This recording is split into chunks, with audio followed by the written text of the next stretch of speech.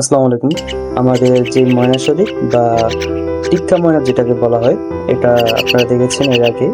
এটি খুবই বাচ্চা অবস্থায় আমরা নিয়ে এসেছিলাম। এখন রীতিমতো ধীরে ধীরে এগুলো বড় হচ্ছে। এখন ওরা নিজে নিজেই শিকার করতে পারে। এখন নিজে নিজেই ওরা খাবার খেতে পারে। ওদেরকে এখন আর তুলে খাওয়াতে হয় না। আর আমরা ওদেরকে বিভিন্ন পোকামাকড় কিভাবে খেতে হয় সেগুলো ট্রেন আপ করছি। আর ওদের পছন্দের খাবারের মধ্যে হচ্ছে কেঁচো, পিঁপড়া, কাঁঠাল, এগুলোই ওদের মোটামুটি এখন পছন্দের খাবার। এই যে এই শালিকটা দেখতে পাচ্ছেন, ময়না শালিকটা, এই শালিকটা অন্য শালিক থেকে আলাদা।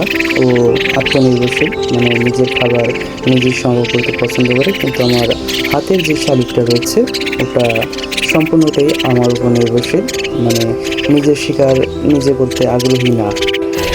এখন আমরা ওদেরকে একটু আলাদা ছেড়ে দেবো, দেখি ওরা একা একা কেমন শিকার করতে পারে এবং একা একা কেমন শিকারে পারদর্শী। এখন আমরা ওদেরকে কেঁচো খুঁড়ে দিচ্ছি, দেখি ওরা কেমন কেঁচো খেতে পারে।